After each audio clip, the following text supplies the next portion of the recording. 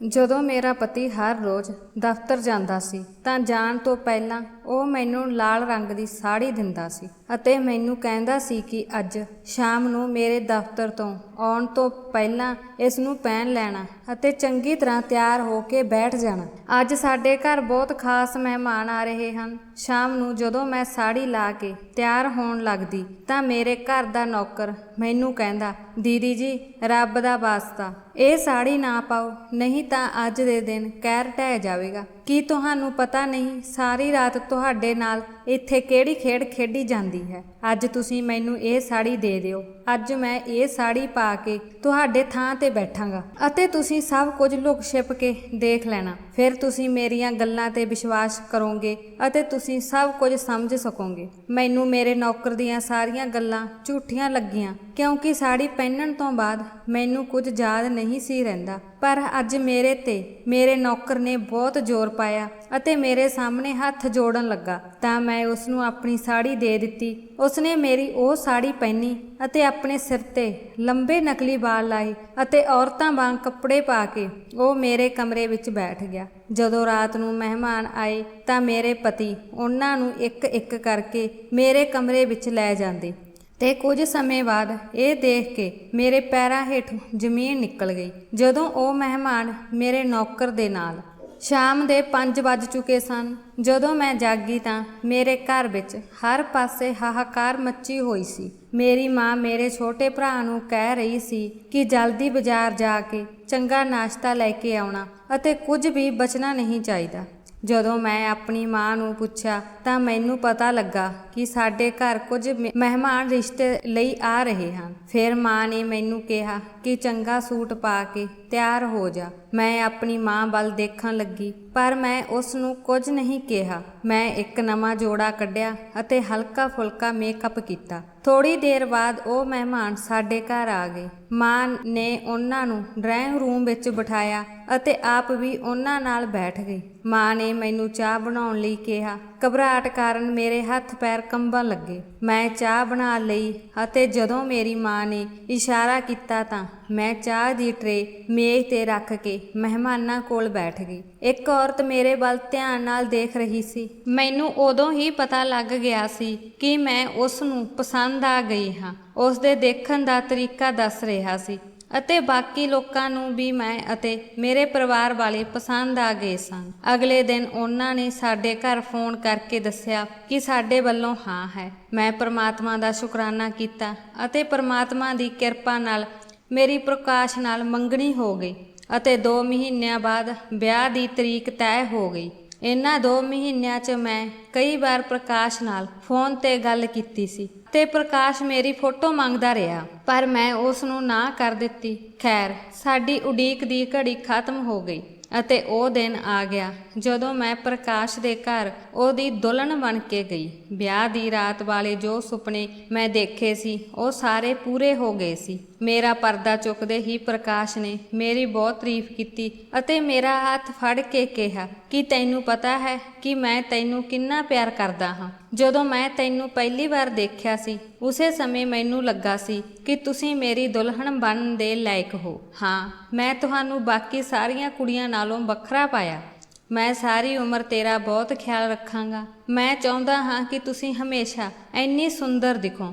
ਘਰ ਦੇ ਕੰਮਾਂ ਲਈ ਇੱਥੇ ਬਹੁਤ ਸਾਰੇ ਨੌਕਰ ਹਨ। ਤੁਹਾਨੂੰ ਇੱਥੇ ਕੋਈ ਕੰਮ ਕਰਨ ਦੀ ਲੋੜ ਨਹੀਂ ਹੈ। ਤੁਸੀਂ ਸਿਰਫ ਮੈਨੂੰ ਖੁਸ਼ ਰੱਖਣਾ ਅਤੇ ਹਮੇਸ਼ਾ ਮੇਰੇ ਲਈ ਸੱਜ ਧੱਜ ਕੇ ਰਹਿਣਾ। ਮੇਰੇ ਲਈ ਇੰਨਾ ਹੀ ਕਾਫੀ ਹੈ। ਉਸ ਦੀਆਂ ਇਹ ਗੱਲਾਂ ਸੁਣ ਕੇ ਮੈਨੂੰ ਬਹੁਤ ਖੁਸ਼ੀ ਹੋਈ। ਹੁਣ ਮੈਂ ਵੀ ਉਸ ਦਾ ਇਹ ਗੱਲਾਂ ਸੁਣ ਕੇ ਦੀਵਾਨੀ ਹੋ ਗਈ ਸੀ। ਉਸਨੇ ਆਪਣੇ ਸਾਰੇ ਵਾਅਦੇ ਪੂਰੇ ਕੀਤੇ ਜੋ ਉਸਨੇ ਵਿਆਹ ਦੀ ਰਾਤ ਮੇਰੇ ਨਾਲ ਕੀਤੇ ਸਨ। ਹਰ ਰੋਜ਼ ਜਦੋਂ ਉਹ ਦਫ਼ਤਰ ਤੋਂ ਘਰ ਆਉਂਦਾ ਸੀ ਤਾਂ ਮੇਰੇ ਲਈ ਗਿਫਟ ਜ਼ਰੂਰ ਲੈ ਕੇ ਆਉਂਦੇ ਸੀ।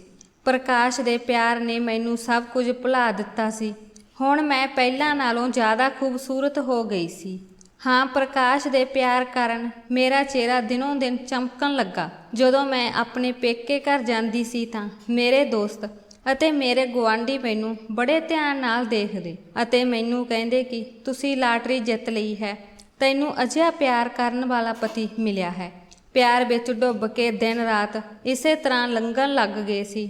ਮੇਰੇ ਵਿਆਹ ਨੂੰ ਵੀ 4 ਮਹੀਨੇ ਹੋ ਗਏ ਸਨ। ਇੱਕ ਦਿਨ ਪ੍ਰਕਾਸ਼ ਨੇ ਮੈਨੂੰ ਕਿਹਾ ਕਿ ਮੈਂ ਕਿਸੇ ਕੰਮ ਲਈ ਦੂਜੇ ਸ਼ਹਿਰ ਜਾਣਾ ਹੈ ਅਤੇ ਉਹ ਮੈਨੂੰ ਸਵੇਰੇ ਪੇਕੇ ਘਰ ਛੱਡ ਦੇਵੇਗਾ। 20 ਦਿਨਾਂ ਬਾਅਦ ਜਦੋਂ ਉਹ ਵਾਪਸ ਆਵੇਗਾ ਮੈਨੂੰ ਲੈ ਜਾਵੇਗਾ।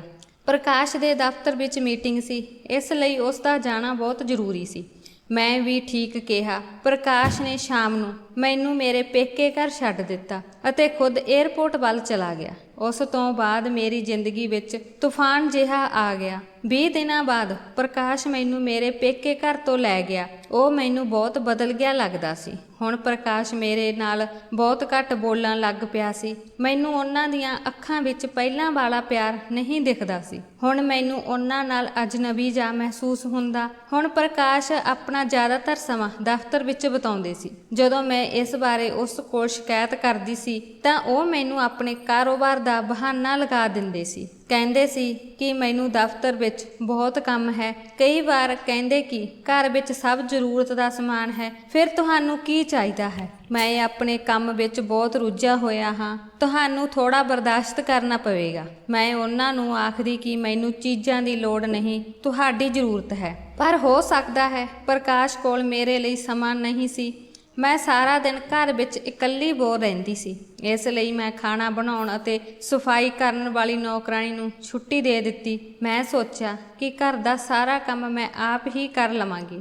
ਹੋ ਸਕਦਾ ਹੈ ਕਿ ਮੇਰਾ ਸਮਾਂ ਲੰਘ ਜਾਵੇ ਅਤੇ ਮੈਨੂੰ ਪ੍ਰਕਾਸ਼ ਦੀ ਉਡੀਕ ਕਰਨ ਦੀ ਪਰੇਸ਼ਾਨੀ ਨਾ ਝੱਲਣੀ ਪਵੇ, ਪਰ ਇਹ ਸਿਰਫ ਮੇਰਾ ਖਿਆਲ ਸੀ ਕਿਉਂਕਿ ਮੈਨੂੰ ਘਰ ਦਾ ਕੰਮ ਛੱਡੇ ਬਹੁਤ ਸਮਾਂ ਹੋ ਗਿਆ ਸੀ। ਹੁਣ ਜਦੋਂ ਮੈਂ ਘਰ ਦਾ ਕੰਮ ਸ਼ੁਰੂ ਕੀਤਾ ਤਾਂ ਮੇਰੀ ਹਿੰਮਤ ਨੇ ਜਵਾਬ ਦਿੱਤਾ। ਮੇਰੇ ਤੋਂ ਇਹ ਸਾਰਾ ਕੰਮ ਸੰਭਾਲਿਆ ਨਹੀਂ ਜਾਂਦਾ ਸੀ।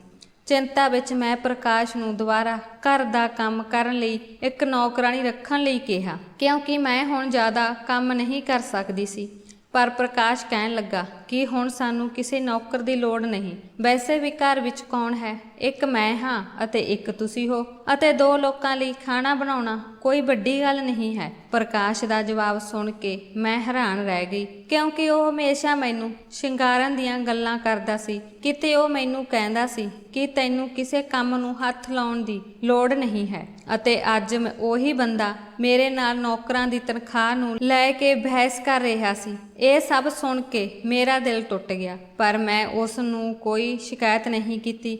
ਅਗਲੇ ਦਿਨ ਜਦੋਂ ਪ੍ਰਕਾਸ਼ ਦਫ਼ਤਰ ਤੋਂ ਘਰ ਵਾਪਸ ਆਇਆ ਤਾਂ ਉਹ ਮੈਨੂੰ ਬਹੁਤ ਖੁਸ਼ ਲੱਗ ਰਿਹਾ ਸੀ। ਹੁਣ ਜਦੋਂ ਮੈਂ ਉਸ ਨੂੰ ਕਾਰਨ ਪੁੱਛਿਆ ਤਾਂ ਉਸ ਨੇ ਕਿਹਾ ਕਿ ਮੇਰੇ ਕੋਲ ਚੰਗੀ ਖਬਰ ਹੈ, ਪਰ ਮੈਂ ਤੁਹਾਨੂੰ ਕੱਲ੍ਹ ਦੱਸਾਂਗਾ। ਫਿਲਹਾਲ ਤੁਸੀਂ ਮੇਰੇ ਲਈ ਹੁਣ ਖਾਣਾ ਬਣਾ ਦਿਓ। ਮੈਂ ਸੋਚਣ ਲੱਗੀ ਕਿ ਅਜਿਹਾ ਕੀ ਹੈ ਜੋ ਅੱਜ ਇਹ ਇੰਨਾ ਖੁਸ਼ ਹੈ। ਮੈਂ ਉਸ ਦੀ ਆਦਤ ਨੂੰ ਚੰਗੀ ਤਰ੍ਹਾਂ ਜਾਣਦੀ ਸੀ। ਜਦੋਂ ਉਹ ਕੁਝ ਦੱਸਣ ਤੋਂ ਇਨਕਾਰ ਕਰਦਾ ਸੀ ਤਾਂ ਉਹ ਬਿਲਕੁਲ ਨਹੀਂ ਦੱਸਦਾ ਸੀ। ਮੈਂ ਵੀ ਖਾਮੋਸ਼ ਹੋ ਕੇ ਅਗਲੇ ਦਿਨ ਦੀ ਉਡੀਕ ਕਰਨ ਲੱਗੀ। ਸ਼ਾਮ ਨੂੰ ਮੈਂ ਉਸ ਦਾ ਇੰਤਜ਼ਾਰ ਕਰ ਰਹੀ ਸੀ ਜਦੋਂ ਕਿਸੇ ਨੇ ਦਰਵਾਜ਼ੇ 'ਤੇ ਘੰਟੀ ਵਜਾਈ। ਮੈਂ ਜਾ ਕੇ ਦਰਵਾਜ਼ਾ ਖੋਲ੍ਹਿਆ ਤਾਂ ਸਾਹਮਣੇ ਕਾਰ ਖੜੀ ਸੀ। ਪਹਿਲਾਂ ਤਾਂ ਮੈਂ ਪਛਾਣ ਵੀ ਨਹੀਂ ਸਕੀ ਕਿਉਂਕਿ ਪ੍ਰਕਾਸ਼ ਆਪਣੀ ਕਾਰ ਘਰ ਦੇ ਅੰਦਰ ਖੜੀ ਕਰਦਾ ਸੀ, ਪਰ ਅੱਜ ਉਹ ਆਪਣੀ ਕਾਰ 'ਚ ਬੈਠਾ ਸੀ। ਉਸ ਦੇ ਹੱਥ ਵਿੱਚ ਬਹੁਤ ਸਾਰੇ ਸ਼ਾਪਿੰਗ ਬੈਗ ਸਨ। ਜਦੋਂ ਮੈਂ ਦਰਵਾਜ਼ਾ ਖੋਲ੍ਹਿਆ ਤਾਂ ਅੰਦਰ ਆਉਣ ਦੀ ਬਜਾਏ ਉਸ ਨੇ ਮੈਨੂੰ ਉਹ ਸ਼ਾਪਿੰਗ ਬੈਗ ਦੇ ਦਿੱਤੇ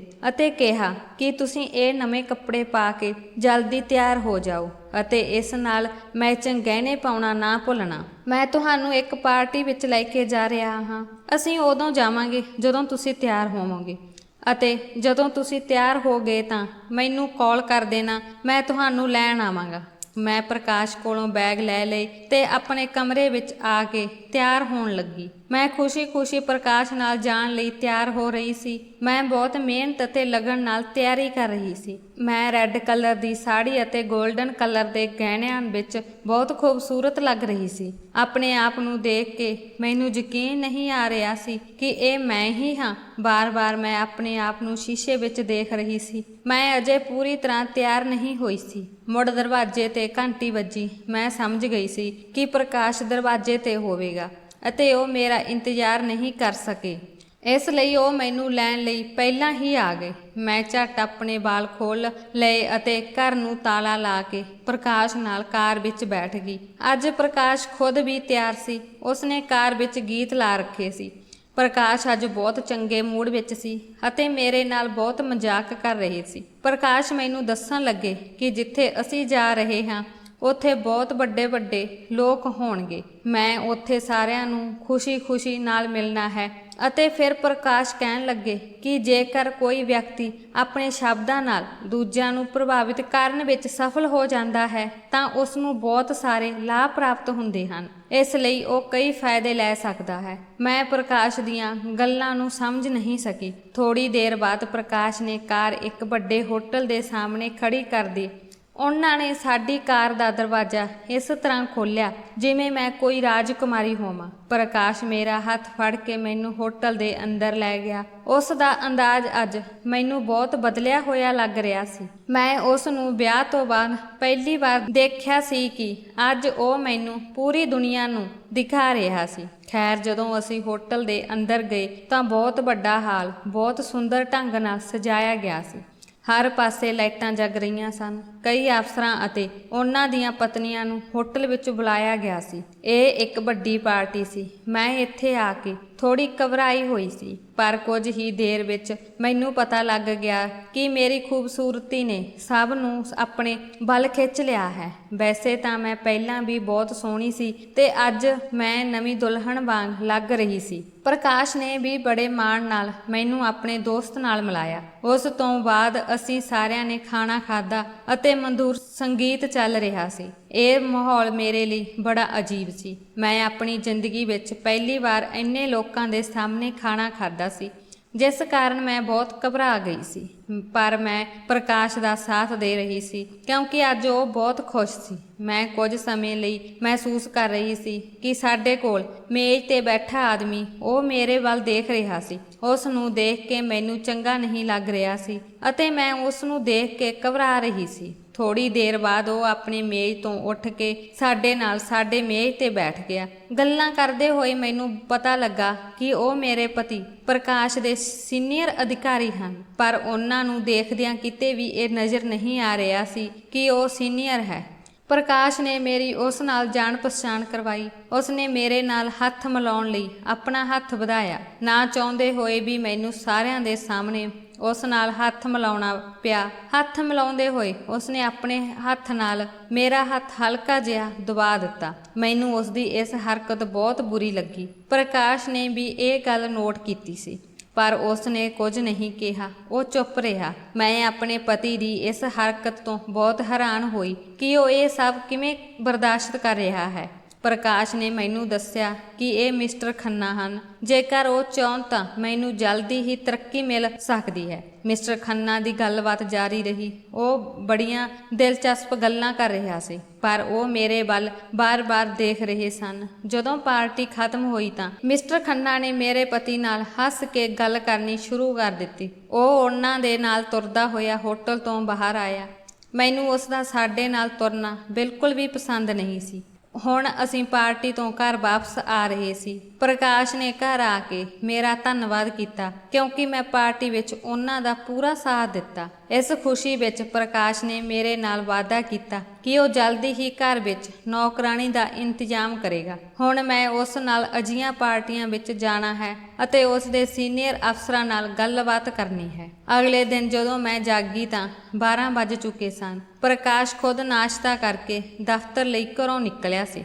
1 ਘੰਟੇ ਬਾਅਦ ਜਦੋਂ ਮੈਂ ਫਰੈਸ਼ ਹੋ ਕੇ ਬੈਠੀ ਤਾਂ ਕਿਸੇ ਨੇ ਦਰਵਾਜ਼ੇ ਦੀ ਘੰਟੀ ਵਜਾਈ। ਉਸ ਸਮੇਂ ਮੇਰੇ ਪਤੀ ਘਰ ਨਹੀਂ ਸਨ ਅਤੇ ਉਹ ਉਸ ਸਮੇਂ ਕਦੇ ਨਹੀਂ ਆਉਂਦੇ ਸਨ। ਮੈਂ ਸੋਚ ਰਹੀ ਸੀ ਕਿ ਪਤਾ ਨਹੀਂ ਕੌਣ ਹੈ। ਜਦੋਂ ਮੈਂ ਦਰਵਾਜ਼ਾ ਖੋਲ੍ਹਿਆ ਤਾਂ ਪ੍ਰਕਾਸ਼ ਹੀ ਸੀ। ਉਸ ਸਮੇਂ ਜਦੋਂ ਉਹ ਘਰ ਆਇਆ ਤਾਂ ਮੈਨੂੰ ਬਹੁਤ ਹੈਰਾਨੀ ਹੋਈ, ਪਰ ਜਦੋਂ ਮੈਂ ਉਸ ਦੇ ਸਾਹਮਣੇ ਇੱਕ ਲੜਕੇ ਨੂੰ ਖੜਾ ਦੇਖਿਆ ਤਾਂ ਮੈਂ ਸਮਝ ਗਈ ਕਿ ਲੜਕੇ ਦੀ ਉਮਰ 16-17 ਸਾਲ ਹੋਵੇਗੀ। ਉਸ ਦਾ ਰੰਗ ਗੋਰਾ ਸੀ।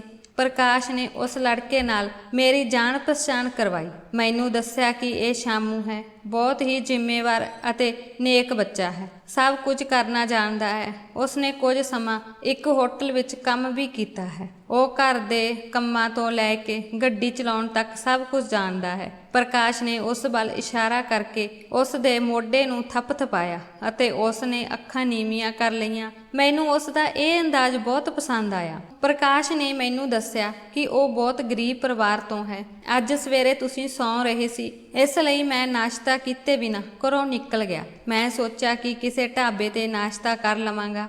ਉੱਥੇ ਮੇਰੀ ਮੁਲਾਕਾਤ ਸ਼ਾਮੂ ਨਾਲ ਹੋਈ। ਉਹ ਮੈਨੂੰ ਮਿਲ ਕੇ ਬਹੁਤ ਖੁਸ਼ ਹੋਇਆ ਅਤੇ ਉਸਨੇ ਮੇਰੇ ਲਈ ਬਹੁਤ ਵਧੀਆ ਨਾਸ਼ਤਾ ਬਣਾਇਆ ਅਤੇ ਮੈਨੂੰ ਖਵਾਇਆ। ਇਹਨਾਂ ਤੋਂ ਵੱਧ ਪੈਸੇ ਦੇਣ ਦੀ ਗੱਲ ਕਰਕੇ ਉਹ ਆਪਣੇ ਨਾਲ ਲੈ ਆਇਆ।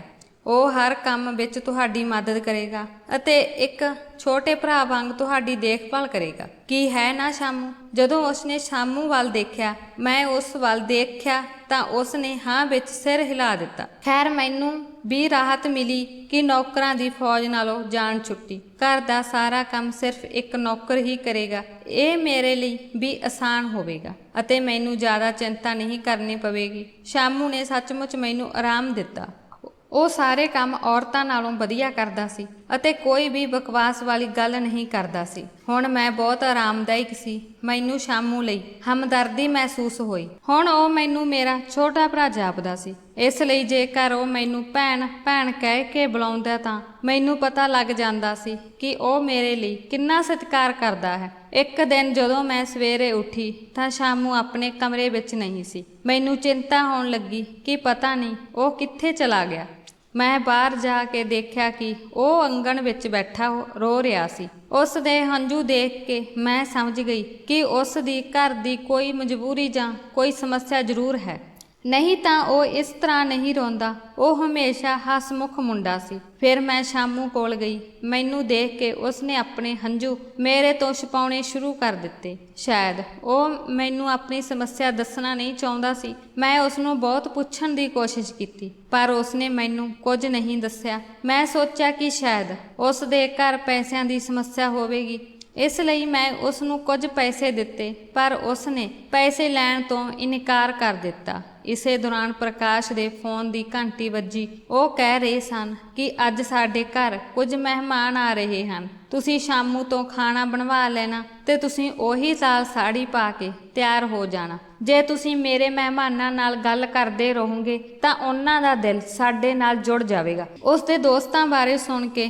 ਮੈਨੂੰ ਘਬਰਾਹਟ ਆਉਣ ਲੱਗੀ। ਮਿਸਟਰ ਖੰਨਾ ਨੂੰ ਬਰਦਾਸ਼ਤ ਕਰਨਾ ਮੇਰੇ ਬਸ ਤੋਂ ਬਾਹਰ ਸੀ। ਉਸ ਦਿਨ ਵੀ ਉਸ ਦੀਆਂ ਗੰਦੀਆਂ ਨਜ਼ਰਾਂ ਮੇਰੇ ਤੇ ਟਿਕੀਆਂ ਹੋਈਆਂ ਸਨ, ਜਿਨ੍ਹਾਂ ਨੂੰ ਮੈਂ ਬੜੇ ਧਿਆਨ ਨਾਲ ਦੇਖਿਆ ਸੀ। ਖੈਰ, ਮੈਂ ਮਜਬੂਰ ਸੀ। ਪ੍ਰਕਾਸ਼ ਦਾ ਕਹਿਣਾ ਮੈਨੂੰ ਮੰਨਣਾ ਪਿਆ। ਸ਼ਾਮ 7 ਵਜੇ ਦੇ ਕਰੀਬ ਪ੍ਰਕਾਸ਼ ਆਪਣੇ ਮਹਿਮਾਨਾਂ ਨਾਲ ਘਰ ਆਇਆ। ਫਿਰ ਉਹੀ ਗੱਲ ਹੋਈ ਜਿਸ ਦਾ ਮੈਨੂੰ ਡਰ ਸੀ। ਪ੍ਰਕਾਸ਼ ਦੇ ਨਾਲ ਆਏ ਮਹਿਮਾਨ ਹੋਰ ਕੋਈ ਨਹੀਂ ਸਗੋਂ ਮਿਸਟਰ ਖੰਨਾ ਸਨ, ਜਿਨ੍ਹਾਂ ਨੂੰ ਦੇਖ ਕੇ ਮੇਰਾ ਮੂਡ ਖਰਾਬ ਹੋ ਗਿਆ। ਮੇਰਾ ਦਿਲ ਨਹੀਂ ਚਾਹੁੰਦਾ ਸੀ ਕਿ ਮੈਂ ਉਸ ਨਾਲ ਗੱਲ ਕਰਾਂ, ਪਰ ਮੈਨੂੰ ਉਸ ਨਾਲ ਗੱਲ ਕਰਨ ਲਈ ਮਜਬੂਰ ਕੀਤਾ ਗਿਆ ਸੀ।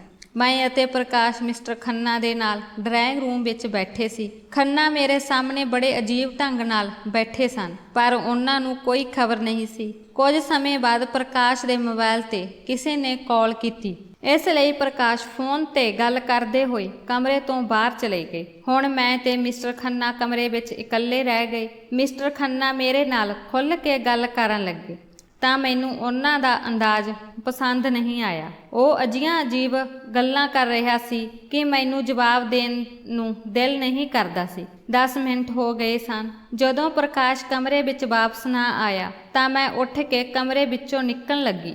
ਮੈਨੂੰ ਮਿਸਟਰ ਖੰਨਾ ਨਾਲ ਬੈਠਣਾ ਬਹੁਤ ਔਖਾ ਲੱਗ ਰਿਹਾ ਸੀ। ਜਦੋਂ ਮੈਂ ਖੜੀ ਹੋਈ ਤਾਂ ਮਿਸਟਰ ਖੰਨਾ ਨੇ ਮੇਰਾ ਹੱਥ ਫੜ ਲਿਆ। ਮੈਨੂੰ ਉਸ ਦੀ ਹਰਕਤ ਤੇ ਬਹੁਤ ਗੁੱਸਾ ਆਇਆ। ਮੇਰਾ ਦਿਲ ਉਸ ਨੂੰ ਜ਼ੋਰਦਾਰ ਥੱਪੜ ਮਾਰਨ ਨੂੰ ਕਰਦਾ ਸੀ, ਪਰ ਮੈਂ ਆਪਣਾ ਗੁੱਸਾ ਸ਼ਾਂਤ ਕੀਤਾ ਅਤੇ ਸ਼ਾਂਤ ਹੋ ਕੇ ਉਸ ਨੂੰ ਪੁੱਛਿਆ, ਮਿਸਟਰ ਖੰਨਾ, ਤੁਸੀਂ ਕੀ ਕਰ ਰਹੇ ਹੋ? ਤੁਸੀਂ ਮੇਰੇ ਪਤੀ ਤੇ ਦੋਸਤ ਅਤੇ ਉਹਨਾਂ ਦੇ ਸੀਨੀਅਰ ਅਫਸਰ ਹੋ, ਇਸ ਲਈ ਮੈਂ ਤੁਹਾਡਾ ਬਹੁਤ ਸਤਿਕਾਰ ਕਰਦੀ ਹਾਂ। ਜੇਕਰ ਤੁਸੀਂ ਦੁਰਵਿਹਾਰ ਬੰਦ ਨਾ ਕੀਤਾ ਤਾਂ ਮੈਂ ਵੀ ਦੁਰਵਿਹਾਰ ਤੇ ਉਤਰ ਆਵਾਂਗੀ। ਮਿਸਟਰ ਖੰਨਾ ਨੂੰ ਮੇਰੀ ਗੱਲ ਦਾ ਜਿਵੇਂ ਕੋਈ ਫਰਕ ਹੀ ਨਹੀਂ ਪਿਆ। ਉਹ ਚੁੱਪਚਾਪ ਖੜਾ ਮੇਰੇ ਵੱਲ ਦੇਖ ਰਿਹਾ ਸੀ। ਮੈਂ ਉਸ ਤੋਂ ਹੱਥ ਛੁਡਾਉਣ ਦੀ ਕੋਸ਼ਿਸ਼ ਕੀਤੀ ਤਾਂ ਉਹ ਮੇਰੇ ਨੇੜੇ ਆਉਣ ਲੱਗਾ। ਗੁੱਸੇ ਨਾਲ ਮੇਰਾ ਚਿਹਰਾ ਲਾਲ ਹੋ ਗਿਆ। ਮੈਂ ਮੇਜ਼ ਤੋਂ ਫੁੱਲਾਂ ਵਾਲਾ ਬਰਤਨ ਚੁੱਕ ਕੇ ਉਸ ਦੇ ਸਿਰ ਤੇ ਮਾਰਿਆ। ਉਸ ਦੇ ਸਿਰ ਵਿੱਚੋਂ ਥੋੜਾ ਜਿਹਾ ਖੂਨ ਵਗਣ ਲੱਗਾ ਅਤੇ ਉਹ ਚੀਕਿਆ। ਉਸ ਦੀਆਂ ਚੀਕਾਂ ਸੁਣ ਕੇ ਮੇਰਾ ਪਤੀ ਕਮਰੇ ਵਿੱਚ ਆ ਗਿਆ। ਮਿਸਟਰ ਖੰਨਾ ਦਰਦ ਨਾਲ ਚੀਕ ਰਹੇ ਸਨ ਅਤੇ ਮੇਰੇ ਪਤੀ ਨੂੰ ਬਹੁਤ ਗੁੱਸਾ ਆ ਰਿਹਾ ਸੀ।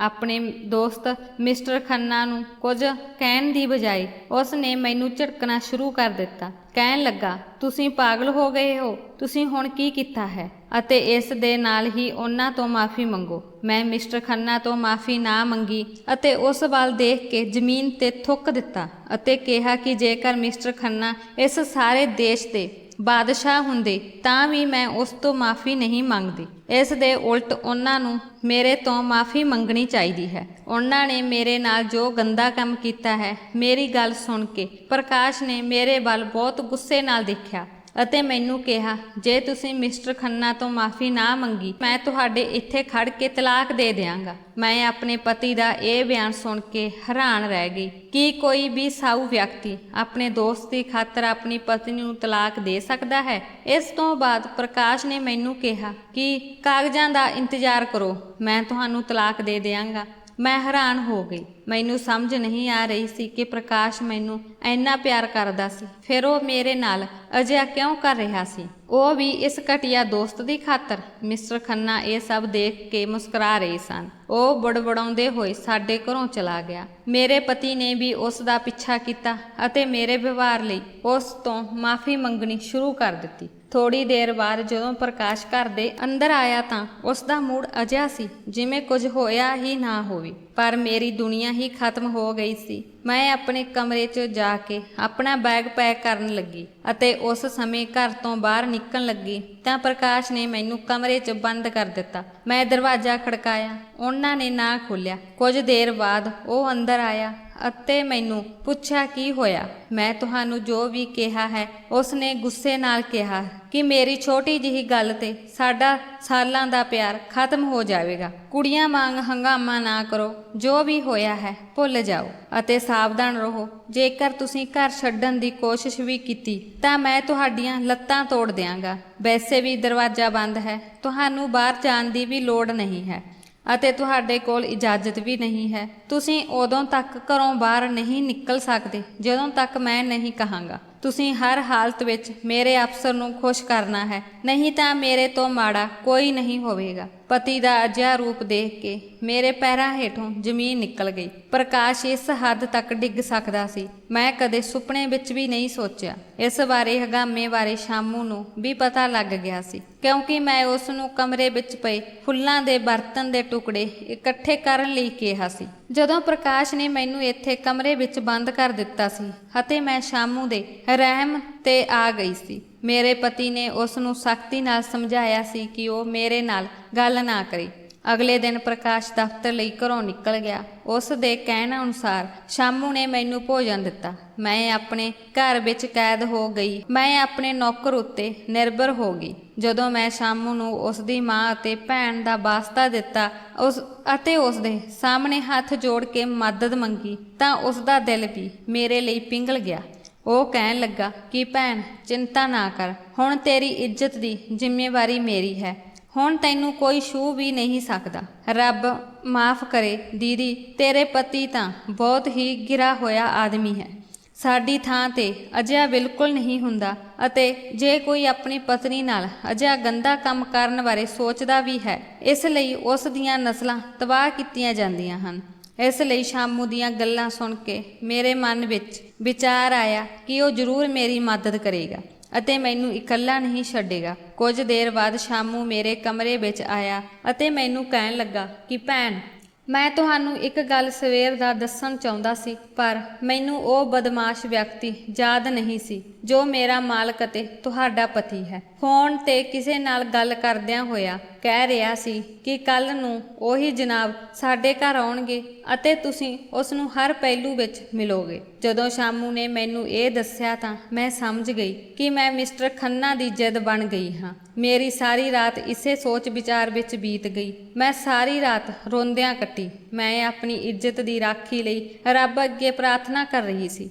ਅਗਲੇ ਦਿਨ ਸ਼ਾਮੂ ਮੇਰੇ ਕੋਲ ਆਇਆ। ਉਸ ਦਾ ਸਾਹ ਚੜਿਆ ਹੋਇਆ ਸੀ ਅਤੇ ਜਾਪਦਾ ਸੀ ਕਿ ਉਹ ਕਾਹਲੀ ਵਿੱਚ ਹੈ। ਉਹ ਦਰਵਾਜ਼ਾ ਖੋਲ੍ਹ ਕੇ ਮੇਰੇ ਕਮਰੇ ਵਿੱਚ ਆਇਆ ਅਤੇ ਮੈਨੂੰ ਕਿਹਾ, ਦੀਦੀ ਮੈਨੂੰ ਆਪਣੇ ਕੋਈ ਸੁੰਦਰ ਕੱਪੜੇ ਦੇ ਦਿਓ। ਉਸ ਦੇ ਚਿਹਰੇ ਵੱਲ ਦੇਖ ਕੇ ਮੈਂ ਕਿਹਾ, ਸ਼ਾਮੂ ਤੈਨੂੰ ਮੇਰੇ ਕੱਪੜਿਆਂ ਦੀ ਕੀ ਲੋੜ ਹੈ? ਉਹ ਕਹਿਣ ਲੱਗਾ ਕਿ ਇਹ ਜ਼ਿਆਦਾ ਗੱਲ ਕਰਨ ਦਾ ਸਮਾਂ ਨਹੀਂ ਹੈ, ਬਸ ਮੈਨੂੰ ਆਪਣੇ ਸੋਹਣੇ ਜਿਹੇ ਕੱਪੜੇ ਦੇ ਦਿਓ। ਮੈਂ ਆਪਣੀ ਇੱਕ ਸਾੜੀ ਕੱਢ ਕੇ ਉਸ ਨੂੰ ਦੇ ਦਿੱਤੀ। ਉਹ ਮੇਰੇ ਹੱਥੋਂ ਸਾੜੀ ਲੈ ਕੇ ਕਮਰੇ ਵਿੱਚ ਚਲਾ ਗਿਆ। ਫਿਰ ਥੋੜੀ ਦੇਰ ਬਾਅਦ ਉਹ ਸਾੜੀ ਪਾ ਕੇ ਮੇਰੇ ਕਮਰੇ ਵਿੱਚ ਵਾਪਸ ਆਇਆ ਤਾਂ ਮੈਂ ਉਸ ਨੂੰ ਦੇਖ ਕੇ ਹੱਸ ਪਈ, ਕਿਉਂਕਿ ਉਸਨੇ ਸਾੜੀ ਨੂੰ ਬੜੇ ਅਜੀਬ ਤਰੀਕੇ ਨਾਲ ਬੰਨ੍ਹਿਆ ਹੋਇਆ ਸੀ। ਉਸ ਦੇ ਜ਼ੋਰ ਪਾਉਣ ਤੇ ਮੈਂ ਉਸ ਦੀ ਸਾੜੀ ਨੂੰ ਚੰਗੀ ਤਰ੍ਹਾਂ ਬੰਨ੍ਹ ਦਿੱਤਾ। ਹੁਣ ਉਹ ਇੱਕ ਔਰਤ ਵਰਗਾ ਲੱਗ ਰਿਹਾ ਸੀ। ਉਸਨੇ ਮੇਰੇ ਵਾਂਗ ਆਪਣੇ ਸਿਰ ਤੇ ਲੰਬੇ ਵਾਲਾਂ ਦੀ ਬਿੱਗ ਲਗਾਈ ਹੋਈ ਸੀ। ਮੈਂ ਉਸ ਨੂੰ ਕਿਹਾ ਕਿ ਤੂੰ ਕੀ ਕਰ ਰਿਹਾ ਹੈ ਸ਼ਾਮੂ? ਕੀ ਤੂੰ ਇੱਕ ਔਰਤ ਬਣਨਾ ਚਾਹੁੰਦਾ ਹੈ? ਮੈਂ ਉਸ ਸਮੇਂ ਆਪਣੇ ਸਾਰੇ ਦੁੱਖ ਭੁਲਾ ਕੇ ਉਸ ਨਾਲ ਹੱਸਣ ਅਤੇ ਮਜ਼ਾਕ ਕਰਨ ਲੱਗ ਪਈ। ਉਸਨੇ ਮੈਨੂੰ ਕਿਹਾ, ਦੀਦੀ ਤੁਸੀਂ ਜਾ ਕੇ ਮੇਰੇ ਕਮਰੇ ਵਿੱਚ ਬੈਠੋ। ਇੱਕ ਹੋਰ ਮੁੰਡਾ ਜੋ ਸ਼ਾਮੂ ਦਾ ਦੋਸਤ ਸੀ, ਅੱਜ ਉਹਦੇ ਨਾਲ ਸਾਡੇ ਘਰ ਆਇਆ। ਥੋੜੀ ਦੇਰ ਬਾਅਦ ਮੈਂ ਆਪਣੇ ਘਰ ਕਿਸੇ ਦੇ ਆਉਣ ਦੀ ਆਵਾਜ਼ ਸੁਣੀ। ਮੇਰੇ ਕਮਰੇ ਦੇ ਪਾਸਿਓਂ ਬੂਟਾਂ ਦੀ ਆਵਾਜ਼ ਆ ਰਹੀ ਸੀ। ਮੇਰਾ ਦਿਲ ਬਹੁਤ ਕੰਬ ਰਿਹਾ ਸੀ ਅਤੇ ਫਿਰ ਮੇਰੇ ਕਮਰੇ ਦਾ ਦਰਵਾਜ਼ਾ ਅੰਦਰੋਂ ਬੰਦ ਹੋਣ ਦੀ ਆਵਾਜ਼ ਆਈ। ਕੁਝ ਦੇਰ ਬਾਅਦ ਮੇਰੇ ਕਮਰੇ ਵਿੱਚੋਂ ਚੀਕਾਂ ਦੀਆਂ ਆਵਾਜ਼ ਆਉਣ ਲੱਗੀਆਂ। ਘਰ ਵਿੱਚ ਰੌਲਾ ਪੈ ਗਿਆ। ਮੈਂ ਕਮਰੇ ਤੋਂ ਬਾਹਰ ਆ ਗਈ। ਜਦੋਂ ਮੈਂ ਆਪਣੇ ਕਮਰੇ ਦਾ ਦਰਵਾਜ਼ਾ ਖੋਲ੍ਹਿਆ ਤਾਂ ਉੱਥੋਂ ਦਾ ਨਜ਼ਾਰਾ ਕੁਝ ਹੋਰ ਹੀ ਸੀ। ਮਿਸਟਰ ਖੰਨਾ ਦੇ ਕੱਪੜੇ ਫਟੇ ਹੋਏ ਸੀ। ਸ਼ਾਮੂ ਅਤੇ ਉਸ ਦਾ ਦੋਸਤ ਮਿਸਟਰ ਖੰਨਾ ਨੂੰ ਮਾਰ ਰਹੇ ਸੀ। ਮਿਸਟਰ ਖੰਨਾ ਦੀ ਹਾਲਤ ਖਰਾਬ ਸੀ ਅਤੇ ਮੈਂ ਸ਼ਾਮੂ ਨੂੰ ਰੋਕਿਆ। ਪਤਾ ਨਹੀਂ ਉਸ ਦੇ ਸਿਰ ਤੇ ਕੀ ਭੂਤ ਸਵਾਰ ਸੀ। ਮਿਸਟਰ ਖੰਨਾ ਦੀ ਜਦੋਂ ਅੱਧਮਰੀ ਹਾਲਤ ਹੋ ਗਈ ਤਾਂ ਸ਼ਾਮੂ ਉਸ ਨੂੰ ਛੱਡ ਕੇ ਇੱਕ ਪਾਸੇ ਬੈਠ ਗਿਆ। ਮੈਂ ਉਸ ਦੇ ਚਿਹਰੇ ਵੱਲ ਦੇਖਣ ਲੱਗੀ ਤੇ ਮਨ ਹੀ ਮਨ ਹੈਰਾਨ ਹੋ ਰਹੀ ਸੀ। ਮੇਰਾ ਇੱਥੇ ਰਹਿਣਾ ਖਤਰੇ ਤੋਂ ਖਾਲੀ ਨਹੀਂ ਸੀ। ਇਸੇ ਕਰਕੇ ਮਿਸਟਰ ਖੰਨਾ ਨੂੰ ਕਮਰੇ ਵਿੱਚ ਬੰਦ ਕਰ ਦਿੱਤਾ ਅਤੇ ਉਹਨਾਂ ਦਾ ਮੂੰਹ ਕੱਪੜੇ ਨਾਲ ਬੰਨ੍ਹ ਦਿੱਤਾ। ਸ਼ਾਮੂ ਨੇ ਮੈਨੂੰ ਕਾਰ ਵਿੱਚ ਬਿਠਾ ਕੇ ਆਪਣੇ ਘਰ ਛੱਡ ਦਿੱਤਾ। ਪਤਾ ਨਹੀਂ ਉਹ ਆਪ ਕਿੱਥੇ ਚਲਾ ਗਿਆ। ਜਦੋਂ ਮੈਂ ਸਾਰੀ ਗੱਲ ਆਪਣੇ ਮਾਤਾ ਪਿਤਾ ਨੂੰ ਦੱਸੀ ਤਾਂ ਉਹ ਉਸੇ ਸਮੇਂ ਮੈਨੂੰ ਇਸ ਸ਼ਹਿਰ ਤੋਂ ਦੂਜੇ ਸ਼ਹਿਰ ਲੈ ਗਏ। ਪ੍ਰਕਾਸ਼ ਦੀ ਜਾਣ ਪਹਿਚਾਣ ਦੂਰ ਦੂਰ ਤੱਕ ਸੀ। ਉਸਨੇ ਮੈਨੂੰ ਤਲਾਕ ਦੇ ਦਿੱਤਾ ਸੀ, ਪਰ ਉਹ ਆਪਣਾ ਬਦਲਾ ਲੈਣਾ ਨਹੀਂ ਭੁੱਲਿਆ, ਕਿਉਂਕਿ ਉਹ ਆਪਣੇ ਅਫਸਰਾਂ ਨੂੰ ਖੁਸ਼ ਕਰਨਾ ਚਾਹੁੰਦਾ ਸੀ ਅਤੇ ਮੇਰੇ ਰਾਹੀਂ ਤਰੱਕੀ ਪ੍ਰਾਪਤ ਕਰਨਾ ਚਾਹੁੰਦਾ ਸੀ। ਉਹ ਕਦੇ ਵੀ ਮੇਰੇ ਤੋਂ ਬਦਲਾ ਲੈ ਸਕਦਾ ਸੀ। ਕੁਝ ਦਿਨਾਂ ਬਾਅਦ ਮੇਰਾ ਵਿਆਹ ਆਪਣੀ ਮਾਂ ਦੇ ਦੋਸਤ ਦੇ ਲੜਕੇ ਨਾਲ ਹੋ ਗਿਆ। ਹੁਣ ਮੈਂ ਆਪਣੇ ਪਤੀ ਨਾਲ ਘਰ ਵਿੱਚ ਬਹੁਤ ਖੁਸ਼ ਸੀ। ਮੇਰਾ ਘਰ ਛੋਟਾ ਸੀ ਅਤੇ ਮੇਰੇ ਪਤੀ ਛੋਟਾ ਜਿਹਾ ਕੰਮ ਕਰਦੇ ਸਨ, ਪਰ ਉਹ ਮੇਰੀ ਬਹੁਤ ਇੱਜ਼ਤ ਕਰਦੇ ਸਨ ਅਤੇ ਮੇਰਾ ਬਹੁਤ ਧਿਆਨ ਰੱਖਦੇ ਸਨ। ਮੇਰੇ ਘਰ ਵਿੱਚ ਸਿਰਫ ਖੁਸ਼ੀਆਂ ਹੀ ਸਨ। ਰੱਬ ਨੇ ਮੈਨੂੰ ਵੀ ਬੱਚੇ ਦੀ ਖੁਸ਼ੀ ਦਿੱਤੀ ਸੀ। ਇਸ ਸਭ ਤੋਂ ਬਾਅਦ ਪ੍ਰਕਾਸ਼ ਦੇ ਬੌਸ ਨੇ ਉਸ ਤੇ ਧੋਖਾਧੜੀ ਦਾ ਮਾਮਲਾ ਦਰਜ ਕਰਕੇ ਉਸ ਦੀ ਸਾਰੀ ਜਾਇਦਾਦ ਜ਼ਬਤ ਕਰ ਲਈ ਸੀ ਅਤੇ ਉਸ ਨੂੰ ਜੇਲ੍ਹ ਭੇਜ ਦਿੱਤਾ ਸੀ। ਅੱਗੇ ਤੋਂ ਮੈਂ ਇਹੀ ਕਹਾਂਗੀ ਕਿ ਰੱਬ ਇਹੋ ਜਿਹਾ ਪਤੀ ਦੁਸ਼ਮਣ ਨੂੰ ਨਾ ਦੇਵੇ ਜੋ ਆਪਣੀ ਪਤਨੀ ਦੀ ਇੱਜ਼ਤ ਨਿਲਾਮ ਕਰਨਾ ਚਾਹੁੰਦਾ ਹੈ, ਆਪਣੀ ਪਤਨੀ ਦੀ ਸੀੜੀ ਬਣਾ ਕੇ ਅਸਮਾਨ ਦੀਆਂ ਉਚਾਈਆਂ ਨੂੰ ਛੂਹਣਾ ਚਾਹੁੰਦਾ ਹੈ। ਦੋਸਤੋ, ਮੈਨੂੰ ਉਮੀਦ ਹੈ ਕਿ ਤੁਹਾਨੂੰ ਸਾਡੀ ਕਹਾਣੀ ਪਸੰਦ ਆਈ ਹੋਵੇਗੀ। ਜੇਕਰ ਤੁਹਾਨੂੰ ਕਹਾਣੀ ਚੰਗੀ ਲੱਗੀ ਤਾਂ ਵੀਡੀਓ ਨੂੰ ਲਾਈਕ ਕਰੋ। ਜੇਕਰ ਚੈਨਲ ਤੇ ਨਵੇਂ ਹੋ ਤਾਂ ਚੈਨਲ ਨੂੰ ਸਬਸਕ੍ਰਾਈਬ ਕਰੋ ਅਤੇ ਹਾਂ, ਨੋਟੀਫਿਕੇਸ਼ਨ ਘੰਟੀ ਨੂੰ ਦਬਾਓ ਤਾਂ ਜੋ ਤੁਹਾਨੂੰ ਅਗਲੀਆਂ ਅਪਡੇਟਸ ਸਭ ਤੋਂ ਪਹਿਲਾਂ ਮਿਲ ਸਕਣ। ਧੰਨਵਾਦ।